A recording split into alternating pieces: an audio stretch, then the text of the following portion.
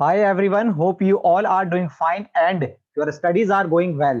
So guys, CMA foundation की जो मैं करा रहा था अपना लॉ 100% जो फ्री कोर्स है वो मैं करा रहा हूं और पेपर नंबर 3 आपका लॉ हो गया। Paper number first economics and business वो भी मैं 100% फ्री आपको कराऊंगा विद पास्ट ईयर और MCQ questions. Okay, and paper number जो 2 है उसका मैं क्वेश्चन पोर्शन कराऊंगा। जो अकाउंट्स का रह जाएगा और जो मैथ का रह जाएगा वो मैं ट्राई कर सकता हूँ कि कोई मेरा फ्रेंड आ जाए, मतलब अगर फ्रेंड भी अगर इन्वॉल्व हो जाए, वो भी अगर आपको पढ़ाने में इंटरेस्ट हो ताकि आपका बेनिफिट हो जाए, तो वो मैं कोशिश कर सकता हूँ। लेकिन उसकी मैं गारंटी नहीं दे सकता, लेकिन बाकी जो रिमेनिंग जो मैं करा रहा हूँ उसकी मैं 100% आपको कराऊंगा। ये फ्री लेक्चर्स हैं, आप इनका बेनिफिट करिए। कोई भी अगर आपको डाउट होता है तो आप पूछ सकते हैं। ठीक है, चलिए स्टार्ट करते हैं। कॉस्टिंग के 8 लेक्चर जो है वो मैं डाल चुका हूँ। अब हम उन 8 लेक्चर्स में मैंने सारे थ्योरी के जो कॉन्सेप्ट है वो कवर कराए हैं। अब हम करते हैं प्रैक्टिकल के क्वेश्चन। 13 जो है प्रैक्टिकल के क्वेश्चन हैं। चलिए आइए स्टार्ट करते हैं अब हम।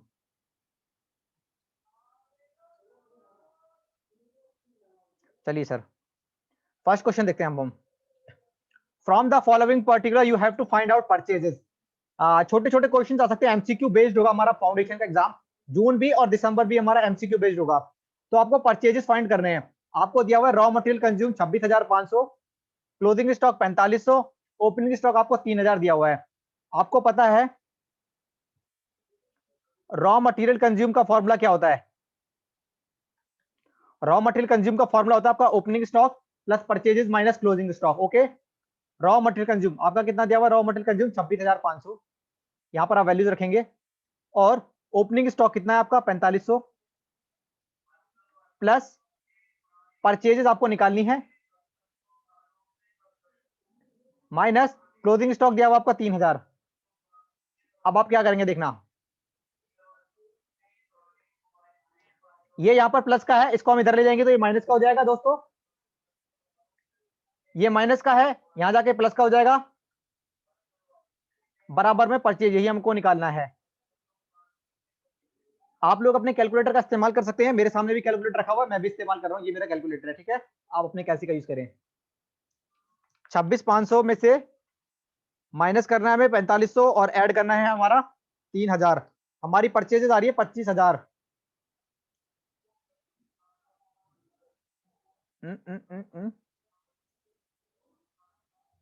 हे दोस्तों, आपने एक चीज बताई नहीं मेरे को। ये तो खैर आपकी ही मिस्टेक है।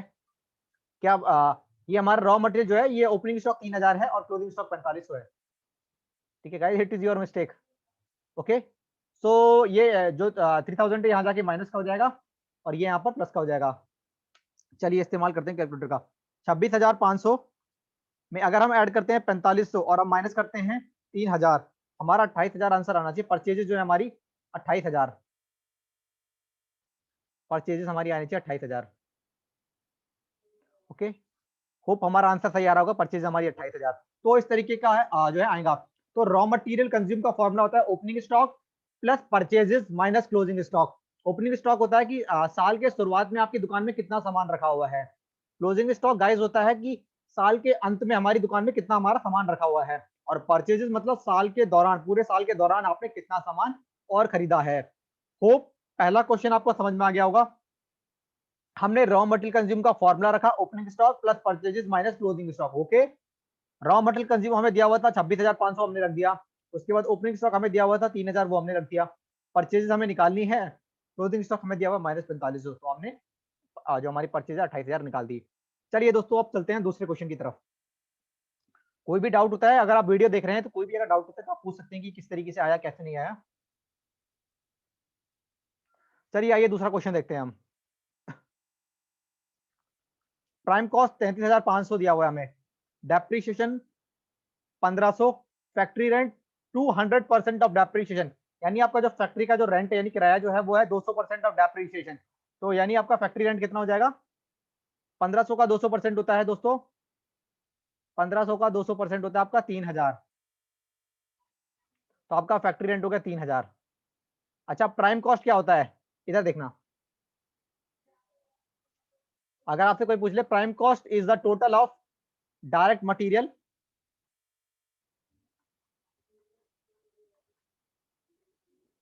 Plus direct labour plus direct expense. कई बार मल्टीपल क्वेश्चन आते हैं, हमें कई बार होता था कि हमें डायरेक्ट मटेरियल निकाल, हमें ये दिया होगा, ये दिया होगा, ये दिया होगा, और हमें डायरेक्ट मटेरियल निकालना होगा, तो हम इस फॉर्मूले की मदद से निकाल सकते हैं। प्राइम कॉस्ट होता है direct material plus direct labour plus direct expense, इन तीनों का जो टोटल होता है मित्रों, वो हमारा होता है प्राइम कॉस्ट। चलिए हम निकाल सकते हैं। अब हमें निकालना है फैक्ट्री कॉस्ट। फैक्ट्री कॉस्ट का फॉर्मूला होता है prime cost plus overhead. Prime cost में हम ऐड कर देंगे ओवरहेड। प्राइम कॉस्ट दी हुई है हमें 33,500, ओवर में ऐड है हमारा डेप्रिसिएशन 1500 ऐड करेंगे, और हमारा फैक्ट्री रेंट कितना 3000, वो हम ऐड कर देंगे। चलिए ऐड करिए अपने अपने कैलकुलेटर से, मैं भी अपने अपने कैलकुलेटर से ऐड करता हूँ। 33,500 प्लस 1500 प्लस 3000, 38,000 हमारा आंसर आना चाहिए, यानी फैक्ट्री कॉस्ट जो है हमारी 38,000। क्या मित्रों आ रही है? यस आ रही है। तो दूसरा क्वेश्चन भी हमने सॉल्व कर दिया सही से। प्राइम कॉस्ट अगर कोई आपसे पूछता है क्या होता है, तो direct material plus direct labour plus direct expense, अगर आप इन तीनों को ऐड कर देते हैं तो ये मेरा क्या होता है प्राइम कॉस्ट। ओके गाइस, कई बार क्वेश्चन में आपको क्या होगा कि प्राइम कॉस्ट दी होगी, आपको डायरेक्ट लेबर और डायरेक्ट एक्सपेंस दिया होगा, आपको डायरेक्ट मटेरियल निकालने के लिए बोलेगा, तो आप इस फॉर्मूले की मदद से निकाल सकते हो, ठीक है ना। तो प्राइम कॉस्ट का मतलब होता है जब हम डायरेक्ट मटेरियल को, डायरेक्ट लेबर को, और अगर हम डायरेक्ट एक्सपेंस को अगर हम एड बैक कर देते हैं, तो इन तीनों के एड बैक को हम बोलते हैं prime cost. So hope you understand this. अब हम चल रहे हैं क्वेश्चन नंबर 3 पर। चलिए हे गाइस, आइए चलिए क्वेश्चन नंबर 3 पर हम चलते हैं। कोई भी डाउट है आप पूछ सकते हैं।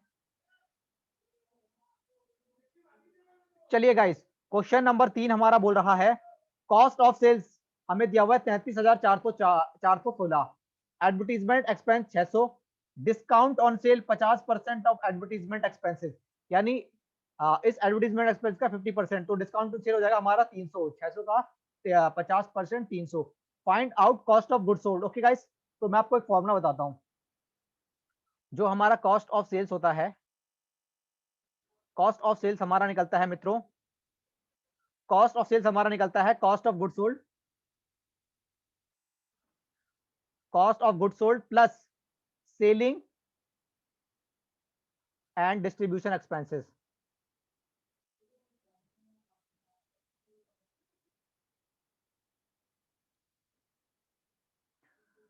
कॉस्ट ऑफ सेल का फॉर्मूला होता है कॉस्ट ऑफ गुड सोल्ड में अगर हम ऐड कर दें selling and distribution. Selling and distribution का मतलब होता है कि आपने एडवर्टीजमेंट कराया कहीं पर, है ना, जैसे कि अपने सामान को बेचने के लिए आप जो प्रमोशन करवाते हो, एडवर्टीजमेंट करवाते हो टीवी में, शाहरुख खान को आपने ऐड दिला दी है, तो इस तरीके के जो होते हैं वो हमारे सेलिंग एंड डिस्ट्रीब्यूशन के एक्सपेंस होते हैं। तो कॉस्ट ऑफ सेल का फॉर्मूला होता है cost of good sold plus selling and distribution expenses. Cost of sale है हमें दिया हुआ है, यहाँ करते हैं उसको 37,416, कॉस्ट ऑफ गुड सोल्ड हमें निकालना है, इसको हम कॉस्ट बोल सकते हैं शॉर्टकट में। Okay, cost of good sold को हम शॉर्टकट में कॉस्ट बोल लेते हैं। प्लस में सेलिंग एंड डिस्ट्रीब्यूशन कितना है हमारा, एडवर्टीजमेंट एक्सपेंस 600, प्लस हमारा डिस्काउंट ऑन सेल कितना था 300। तो पहले कॉक्स इन दोनों को ऐड कर लो, 900, ये हो गया हमारा 900, 37,416 बराबर में 37,000। अब ये जो यहाँ पर प्लस में है, यहाँ जाके माइनस में हो जाएगा, तो 37,416 माइनस 900 बराबर में हमारा कॉक्स। चलिए एक बार माइनस करते हैं अब हम, 37,416 माइनस 900, हमारा आंसर आ रहा है 36,516 कॉक्स हमारा आ रहा है, cost of good sold. Shortcut में लिखा है मैंने कॉक्स, तो इसको बोलते हैं कॉस्ट ऑफ गुड सोल्ड। तो कितना आ रहा है 36,516। तो हमने क्वेश्चन नंबर 3 भी अच्छे से दोस्तों सॉल्व कर लिया। चलिए, कोई डाउट है किसी भी क्वेश्चन में आप पूछ सकते हैं। प्रीवियस लेक्चर देख लीजिएगा, थ्योरी के छोटे छोटे मैंने लेक्चर्स बना के हैं, आप आराम से दिन में 2-3 लेक्चर देख सकते हैं आराम से। चलिए आइए क्वेश्चन नंबर 4 यहीं पर देख लेते हैं अभी हम क्वेश्चन नंबर 4 को। एक गाइस क्वेश्चन नंबर 4 आइए। फैक्ट्री कॉस्ट है मेरा 3,95,000, 3,95,000 मेरा फैक्ट्री कॉस्ट है। Office and admin overhead cost which is 7.315 of factory cost. Okay, find office and admin overhead cost which is इतना। अरे दोस्तों ये तो बेहद ही सिंपल है, सिंपल है यार दोस्तों। ये तो बोल रहा है कि आपको फैक्ट्री कॉस्ट इतना दिया हुआ है, आपको office and admin overhead cost जो है वो निकालनी है, जो कि इस कॉस्ट का यानी फैक्ट्री की कॉस्ट का 7.315% है। तो सिंपल सा आपको 3,95,000 का 7.315 निकालना है, आपकी फैक्ट्री कॉस्ट आ जाए, ऑफिस एंड एडमिन ओवरहेड आ जाएगा। तो सिंपल सा हम निकाल रहे हैं ऑफिस एंड एडमिन ओवरहेड बराबर में 3,95,000, इसको मित्रों हम गुना कर देंगे 7.315% से। चलिए आइए मित्रों एक बार हम देख लेते हैं। 3,95,000 इंटू में 7.315%, ये हमारा होता है 28,894.25। मैंने अपने कैलकुलेटर से निकाला है, आप भी निकालना अपने कैलकुलेटर से। 28,894.25। चलिए दोस्तों, तो ये हमारा आंसर, ये भी मैच हो गया हमारा। चलिए क्वेश्चन नंबर 4 भी हो गया हमारा। सिंपल था, क्वेश्चन नंबर 4 में हमें फैक्ट्री कॉस्ट दिया हुआ था 3,95,000। ऑफिस एंड एडमिन हमें पूछा हुआ था कि ऑफिस एंड एडमिन के ओवरहेड के खर्चे निकालिए, जो कि फैक्ट्री कॉस्ट का 7.315% है। तो हमने 3,95,000 का इंटू कर दिया 7.315, तो हमारा आंसर आ गया 28,894.25। होप चौथा क्वेश्चन भी आपको समझ में आ गया होगा। आइए हम फिफ्थ क्वेश्चन देखते हैं। फिफ्थ क्वेश्चन में है gross factory cost 58,000, net factory cost 54,000, opening work in progress 8,000, हमें क्लोजिंग वर्क इन प्रोग्रेस निकालना है। तो चलिए एक फॉर्मूला होता है हमारा नेट फैक्ट्री कॉस्ट का। चलिए यहां लिखा हुआ तो इसी से हेल्प ले लेते हैं हम। नेट फैक्ट्री कॉस्ट है हमारा ग्रॉस फैक्ट्री कॉस्ट, इसमें ओपनिंग स्टॉक इन WIP और माइनस करेंगे क्लोजिंग स्टॉक, यानी नेट फैक्ट्री कॉस्ट होता है ग्रॉस फैक्ट्री कॉस्ट में ऐड करेंगे ओपनिंग WIP यानी वर्क इन प्रोग्रेस, माइनस करेंगे क्लोजिंग WIP यानी क्लोजिंग वर्क इन प्रोग्रेस। हमारे को नेट फैक्ट्री कॉस्ट दिया हुआ है मित्रों 54,000, ग्रॉस दिया हुआ है 58,000, इसमें ऐड करेंगे ओपनिंग WIP 8,000 और माइनस करेंगे क्लोजिंग WIP जो हमें निकालना है। चलिए 58 में अगर हम 8,000 जोड़ेंगे तो हमारा हो जाएगा ये 66,000 प्लस, सॉरी ये माइनस का साइन है, माइनस क्लोजिंग WIP बराबर में 54 है। अब बताना आप मुझे आगे क्या करेंगे, इस 66,000 को यहां ले जाएंगे तो ये माइनस का हो जाएगा 66,000 और 54,000 माइनस 66,000 बराबर में क्लोजिंग WIP। तो 66 में से अगर माइनस का ये कितना है हमारा 12,000 माइनस का क्लोजिंग WIP, माइनस का closing WIP, closing WIP minus से माइनस कट गया तो 12,000 क्या आ गया हमारा क्लोजिंग WIP यानी closing work in progress. Hope मित्रों आपको क्वेश्चन नंबर 5 है वो भी समझ में आ गया होगा। तो नेट फैक्ट्री कॉस्ट निकालने का फॉर्मूला होता है, आपको मैंने लास्ट क्लास में यानी लास्ट लेक्चर में वो बताया था कॉस्ट शीट का फॉर्मेट। तो नेट फैक्ट्री कॉस्ट का फॉर्मूला होता है ग्रॉस फैक्ट्री कॉस्ट, इसमें अगर हम ऐड कर दें दोस्तों opening stock in WIP minus कर दे क्लोजिंग स्टॉक इन WIP तो इजीली हमें मिल जाएगा। छोटे छोटे इसी तरह के क्वेश्चन जो है हमारे कॉस्टिंग में आएंगे पेपर नंबर 2 में। चलिए आइए क्वेश्चन नंबर 6 देखते हैं हम। चलिए यही कर लेते हैं हम क्वेश्चन नंबर 6। कोई भी डाउट है किसी भी क्वेश्चन में आप पूछिएगा मेरे से। प्राइम कॉस्ट दिया हुआ है मेरे को 54,000, प्राइम कॉस्ट है मेरा 41,000। Direct labour cost consist of skilled labour, skilled labour वो होता है जो किसी काम में माहिर होता है ना, एक्सपर्ट होता है, उसको हम स्किल्ड लेबर बोलते हैं। अनस्किल्ड मतलब अभी वो काम को सीख रहा है, अभी वो इतना एक्सपर्ट नहीं है उस काम का, लेकिन एक्चुअली में चाहे आप स्किल्ड को क्या नाम उसकी सैलरी दे रहे हो या अनस्किल्ड को उसकी सैलरी दे रहे हो, सैलरी तो दोस्तों सैलरी ही होती है। तो कितना हो गया 6,000 ही हो गया, स्किल्ड लेबर दे रहे हैं आप, अनस्किल्ड लेबर 2,000, तो टोटल मेरा जो लेबर कॉस्ट होगी वो 8,000 होगी, 6 प्लस 2 8 होगी। प्राइम कॉस्ट कितनी है 41,000। अब मैं आपसे सवाल पूछूंगा कि प्राइम कॉस्ट होती क्या है, मैंने क्वेश्चन में पहले बताया भी था। तीन चीजों का टोटल अगर हम कर लेते हैं तो वो मेरी प्राइम कॉस्ट होती है, डायरेक्ट मटेरियल, डायरेक्ट लेबर और डायरेक्ट एक्सपेंस का अगर हम टोटल कर लेते हैं तो इन तीनों का टोटल मेरा प्राइम कॉस्ट कहलाता है। Okay, and variable works overhead 100% of direct wages, यानी जो आपका वेरिएबल ओवरहेड है वो 100% है डायरेक्ट वेजेस। टोटल मेरे डायरेक्ट वेजेस है 8,000 यानी 8,000, 8,000 का 100% यानी 8,000 हुआ, तो वेरिएबल ओवरहेड मेरे कितने हो जाएंगे 8,000। And fix overhead is 60% of direct wages, तो 8,000 का 60% करेंगे तो 4800, 4800 हो जाएगा मेरा फिक्स्ड ओवरहेड। वेरिएबल ओवरहेड हो जाएगा मेरा 6000 और 8000, और मेरा फिक्स्ड ओवरहेड हो जाएगा मेरा 4800। एंड सेल ऑफ स्क्रैप, यानी आपके पास स्क्रैप मटेरियल पड़ा हुआ था, आपने उसको बेच के 1800 रुपए आपको मिल गए। आपको निकालना है वर्क कॉस्ट निकालनी है। चलिए वर्क कॉस्ट आप कैसे निकालेंगे, सिंपल है। वर्क कॉस्ट में आप क्या कर देंगे, प्राइम कॉस्ट में ऐड कर देंगे लेबर। लेबर तो आपका ऐड ऑलरेडी हो रखा है, आपको ऐड करना है वेरिएबल ओवरहेड। दोस्तों ये जो लेबर दिया हुआ ना 6000 और 2000, इसको दोबारा ऐड मत करना, क्योंकि प्राइम कॉस्ट मैंने आपको बताया ना तीनों चीज इंक्लूड होती है।